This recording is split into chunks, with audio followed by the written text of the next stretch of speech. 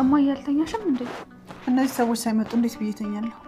ለነገሩ እውነትሽን ነው። እናት ልጆቿ ውጭ ሆነው እንዴት ትተኛለች? አንቺ ግን ለምንድን ነው አብረሽ ያለችው? አንቺ ብቻሽን ስለሆንሽ እንዳይደብርሽ ብዬ ቀረው። አንቺ ይህን ያህል እየተጨነቅሽልኝ፣ እኔ ግን አስቀየምኩሽ አይደለም? ምን አድርጋሽ? ቀን ላይ አባትሽን ጠርጥሬው ነዋ። እማዬ እና አንቺ እኮ ትክክል ነሽ። አይ አይደለሁም ሀንዬ፣ ሰላምዬ እውነቷን ነው። እኔ ካገኘሁት መልካም ነገር ላይ ጉድፍ የምፈልግ መጥፎ ሰው ነኝ። እንደሷ አትበይ እማዬ። ሰላምዬ እኮ እንደዛ ያለችሽ ስለተናደደች እንጂ እንደዛ ሆነሽ አይደለም። እስኪ ተይኝ የኔ ልጅ። አባትሽ ግን ስለ ወርቁ ያውቃል? እኔ እንጃ። እኔ እንጃ ማለት ወርቁን እንዳገኘ ነው ወደዚህ ነው የመጣ ነው። አባዬን አላገኘሁትም። ቆይ ግን ወርቁ እንዴት ነው እናንተ ቤት ሊመጣ ይቻለው? እሱ እኔንም ምንም አልገባኝም። ብቻ ተምቹ የሚባለው ልጅ አስቀምጫለኝ ቦርሳ ውስጥ ነው ያገኘ ነው። ተምቹ ማለት ሰላም የእርግብ ፍቅረኛ ነው ያለችው ልጅ ነው? እውነቷን ይሁን ተሳስታ ሰላምዬ እንደዛ ያለችው አልገባኝም። ግን አዎ እማዬ እሱ ነው። ቆይ ግን ከውጭ የመጣ ልጅ ነው? አረ አይደለም፣ እዚሁ ነው የሚኖረው። እንዴት ነው ነገሩ? እርግብ እኮ ከውጭ መጣ ብላ ነው ያስተዋወቀች። ስሙ ደግሞ ዘሪሁን ነው። እኔ ነገሩ ምንም አልገባኝም። ምናልባት ባዩሽ ሆን ብላ አዘጋጅታው ነበር ማለት ነው። እንደሱ ለማለት እንኳን ይከብደኛል። ለምን? እኔ ምንም አላውቅም እማዬ። ምናልባት ሸውደውት እንዳይሆን። እንዴት ሊሸውዱት ይችላሉ? ልጁ የኔን መስቀልና ፎቶ ሰርቆ የሰጣቸው ልጅ ነው። በኋላ ሲነግረኝ በገንዘብ አታሉት እንደነበር ነው የነገረኝ። እርግጠኛ ነኝ የባዩሽ ተባባሪ ነው። ይሄንንማ በፖሊስ ማስቀፍደድ ነው። እማዬ እኔ ካንቺ አላውቅም፣ ግን ደግሞ ደም የሰጠሽ ልጅ ጓደኛው ስለሆነ እሱ እንዳያዝንብን። ወይ ዘንድሮ ግን ምን አይነት ጣጣ ውስጥ ነው የገባሁት?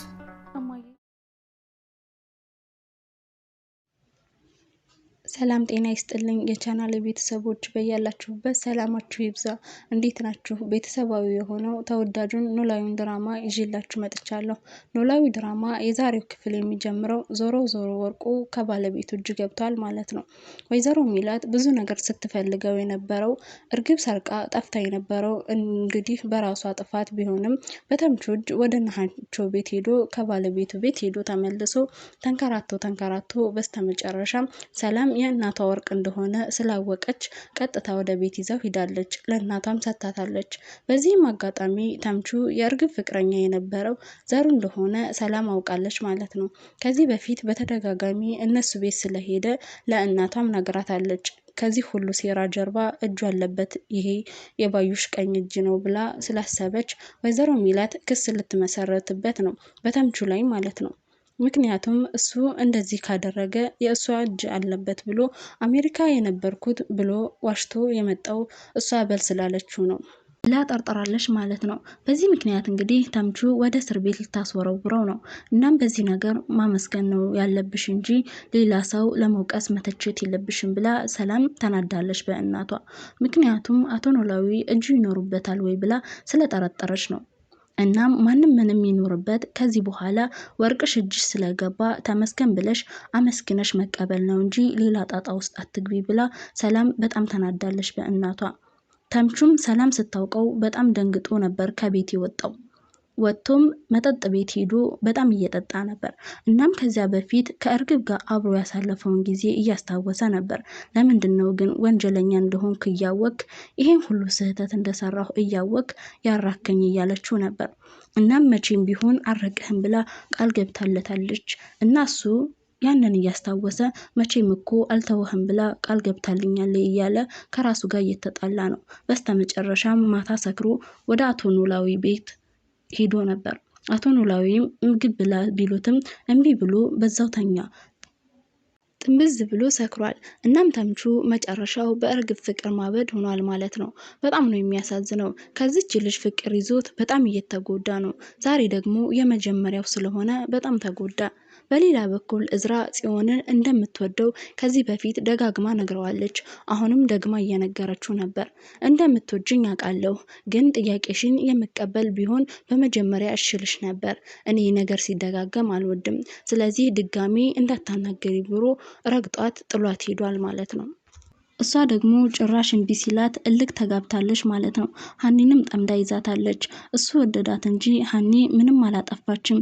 ግን እዝራ ስለወደዳት ተናዳ ሀኒቾ ጠምዳት ይዛታለች።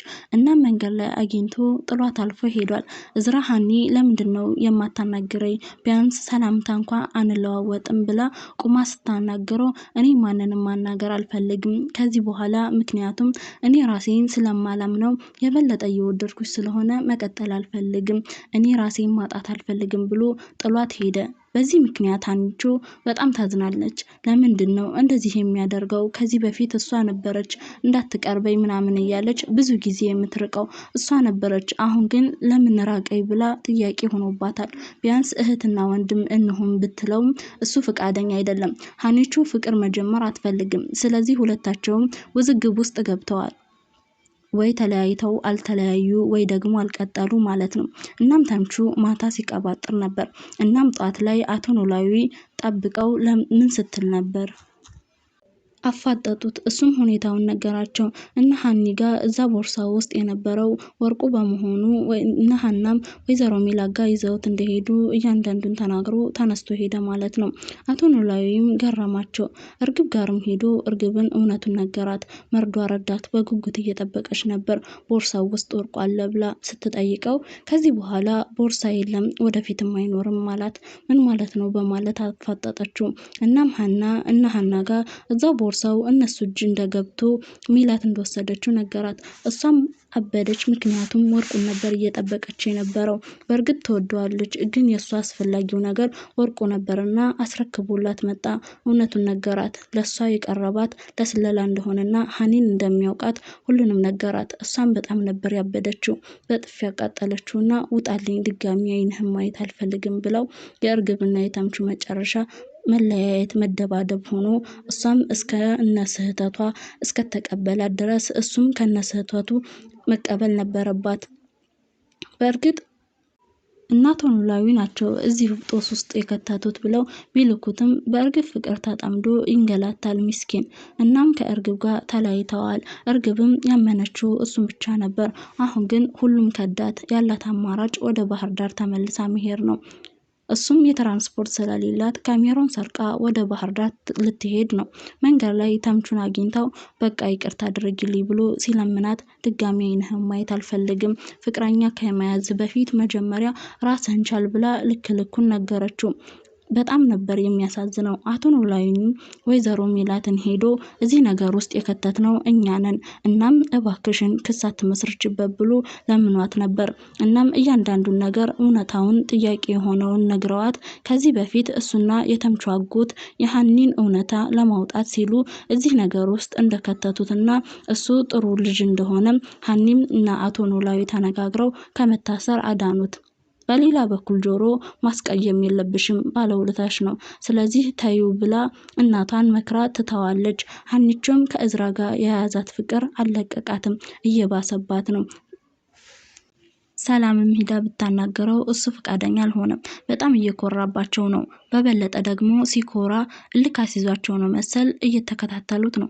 የዛሬው ክፍል ይህን ይመስላል። በሌላ በአዲስ ቪዲዮ እስከምንገናኝ ሁላችሁንም እወዳችኋለሁ። ለቻናሌ አዲስ ከሆናችሁ ሰብስክራይብ በማድረግ ነባር የሆናችሁ ደግሞ ላይክ፣ ሼር አድርጉልኝ። መልካም ጊዜ። ባይ ባይ።